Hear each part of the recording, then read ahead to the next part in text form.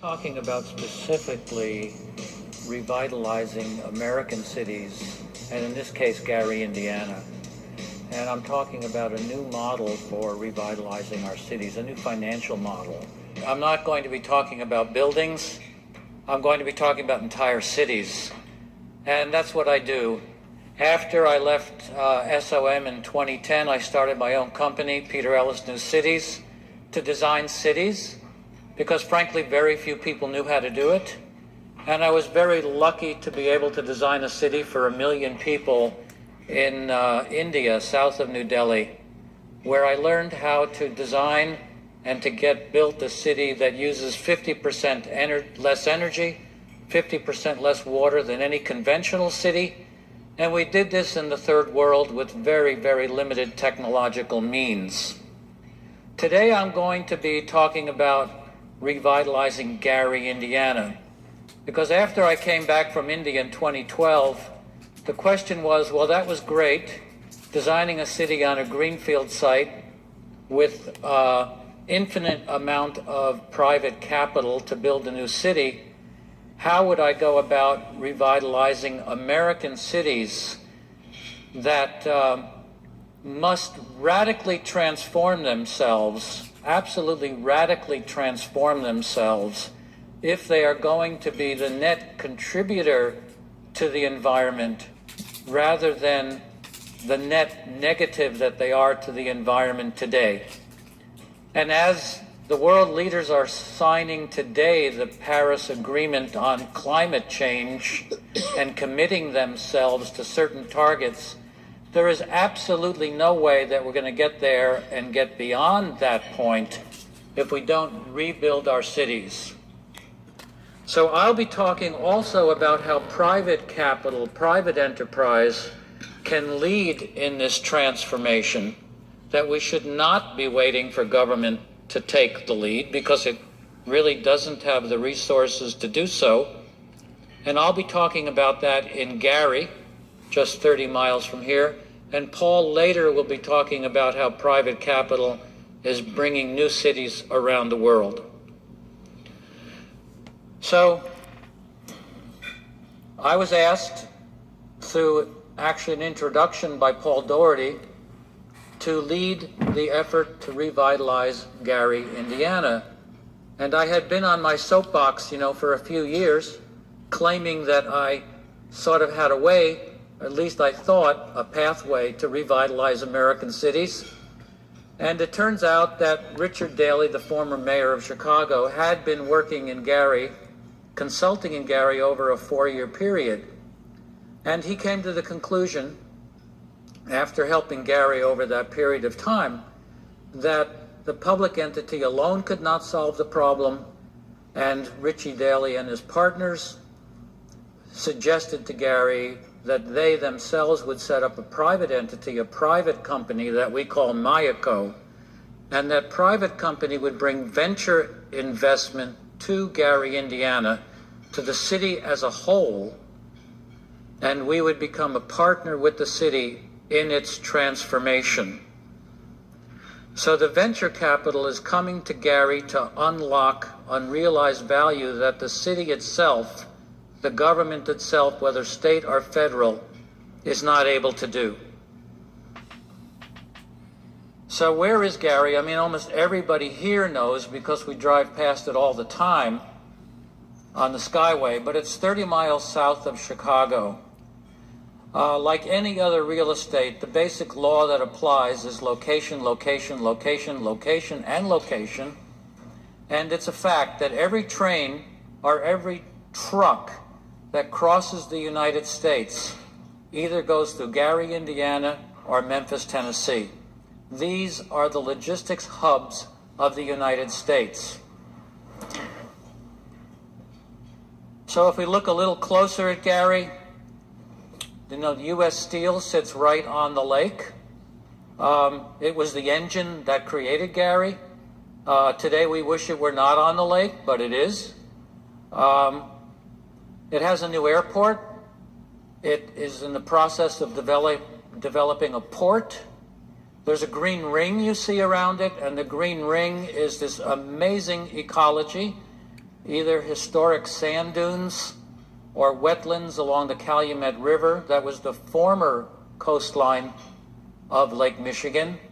It has one of the richest urban ecologies of any city in America.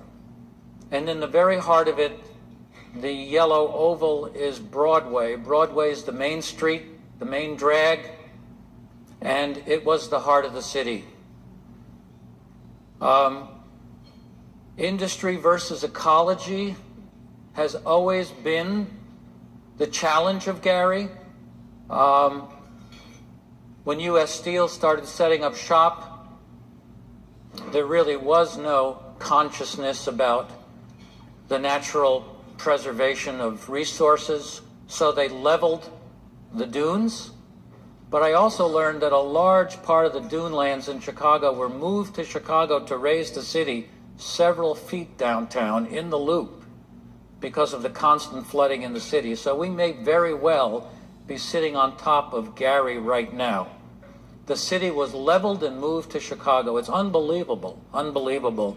So the challenge is to reinvent Gary, not as industry in opposition with nature, but as the city in balance with nature. That is our challenge.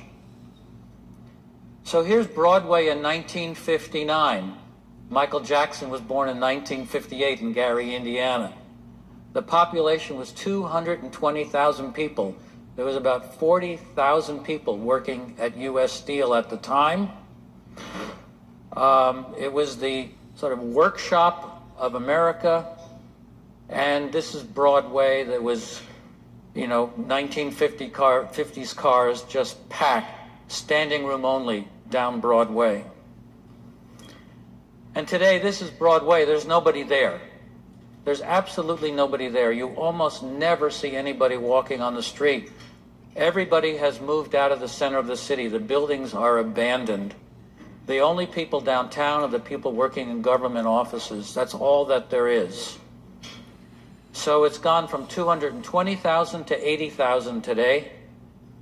It's no longer the Steel Belt, it's the Rust Belt, and there is massive, massive disinvestment in the city.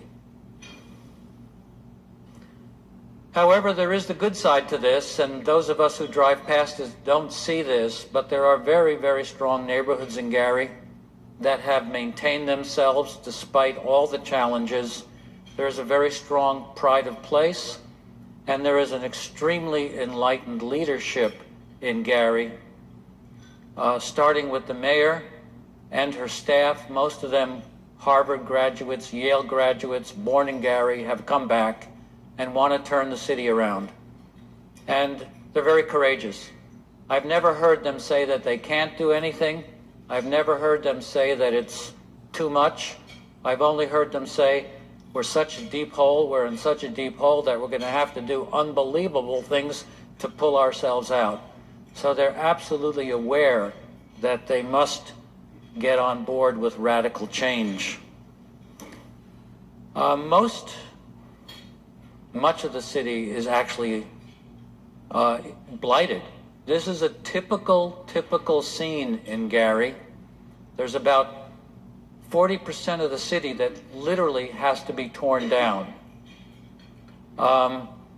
ArchiWorks, Wasted Market, which they've demonstrated how it might work in Chicago.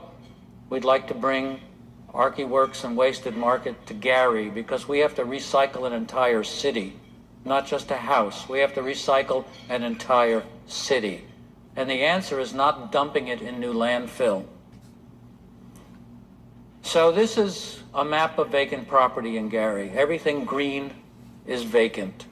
The largest green areas are part of the natural ecological preserve that ring the city.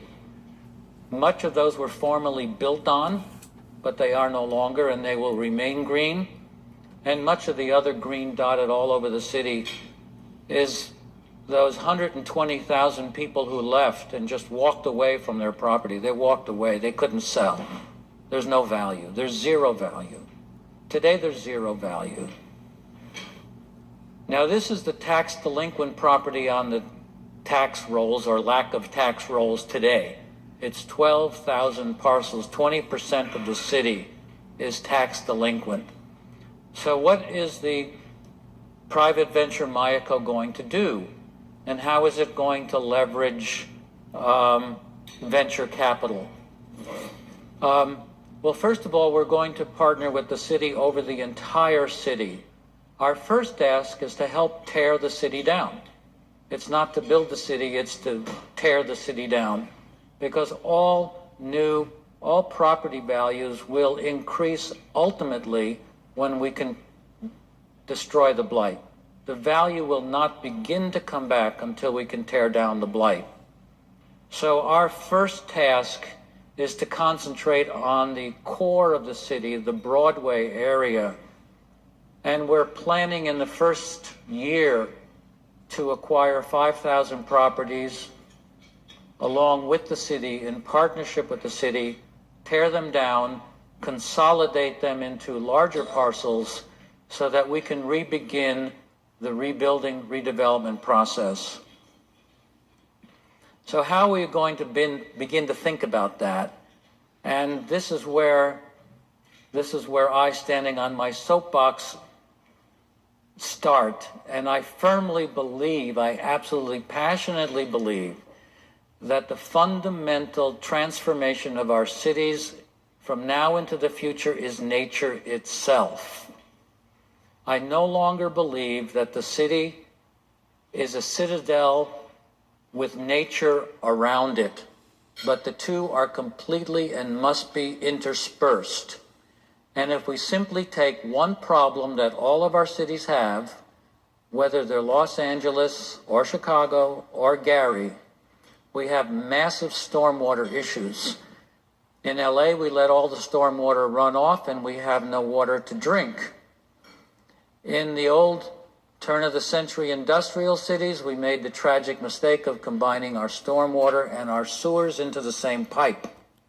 If you drive around Gary today on a rainy day, every single street is flooded because that system, even with only 80,000 population, cannot absorb stormwater. The only way we can solve the problem is the way Philadelphia has, and that is to institute, and Gary is totally on board with this, is 100% capture of stormwater through green infrastructure. So our first move is to cross-connect the Green Link, which wraps around the city, but doesn't touch any of the neighborhoods, by creating a network of green that crosses the city, defines cities, and connects to schools and community facilities, so that from any point of the city I can get into a green system and I can walk or I can cycle to any other part of the city. So I can go from an automobile-oriented city to a pedestrian-oriented city, and I can absorb stormwater in the process. But I have to recapture value. If the value of my property today, my residential property, is zero, and if I remove blight, then if I can bring a park to the neighborhood, I therefore increase value farther. It's an absolute known fact that if houses face a park, they maintain their value and have a greater value over time. So nature can solve our problems, but they can also raise value. And it's what we know about green infrastructure everywhere, to bring the city back to life. And here we are very lucky to have such a powerful natural ecology in Gary that we can weave it throughout the city. And to my absolute surprise, the leadership in Gary said, we can't wait. We can't wait to tear the city down, large parts of it, and we can't wait for nature to come back. And I thought this was an amazing, enlightened attitude. The movement network, right now it's all about highways. It's highways wrapping around the city. It's all about the car. But the great potential of Gary is the South Shore Railroad. It's one of the few remaining intercity commuter rails in the United States. The trip to Gary today is 1 hour. With a few minor fixes on that rail, that trip will be reduced to 35 minutes. So I can get to the heart of Gary, Indiana, probably in the same time it takes me to get to Evanston. And all of a sudden we have a new equation. All of a sudden we have a new equation, particularly if we can improve the quality of life in the city. And then our next challenge, our great challenge, and there's no easy answers to this, but if we start with U.S. Steel that had 40,000 jobs and today has 3,000 jobs, and if I look at the other tan areas on the city, tan are the current employment areas in the city. They're extremely underproductive. Many of them are brownfield sites, and a good number of them are on floodplains, and they're going out of business anyhow because of the constant flooding. So how do we bring new jobs to Gary? And despite the large amount of land, so much of that employment is thoroughly underperforming. Will U.S. Steel stay? Well, we don't know. It may not. If it does, we'll recapture part of the lakefront. That will be an enormous transformation.